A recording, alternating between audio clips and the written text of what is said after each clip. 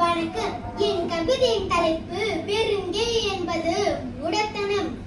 உட்கார் நண்பா, நலம்தானா? நீ ஒதுங்கி இருப்பது சரிதானா? சுட்டும் விரல் நீ சுருங்குவதா? உன் சுய பலம் உனக்குள் ஒடுங்குவதா? உட்கார் நண்பா, நலம்தானா? நீ ஒதுங்கி இருப்பது சரிதானா? சுட்டும் விரல் நீ சுருங்குவதா?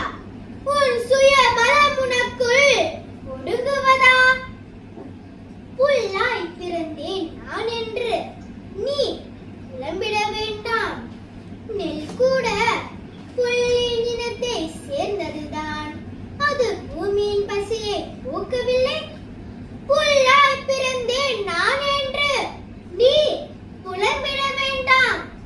நெல் கூட புல்லின் இனத்தை சேர்ந்ததுதான். அது பூமியின் பசியை போக்கவில்லை. கடலில் நான் ஒரு துளி என்று நீ கரைந்தே போவதின் பயன் என்ன?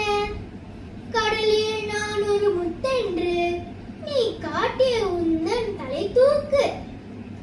கடலில் நான் ஒரு துளி என்று நீ கரைந்தே போவதின் பயன் என்ன? கடலில் நான் ஒரு முத்தென்று நீ காட்டிய உந்தன் தலை தூக்கு. எத்துணை உயரம் இமயமலை, அதில் இன்னொரு சிகரம் உனது தலை. எத்தனை ஞானியர் பிறந்த தரை, நீ இவர்களை மிஞ்சிட என்ன தடை? எத்துணை உயரம் இமயமலை, அதில் இன்னொரு சிகரம் உனது தலை.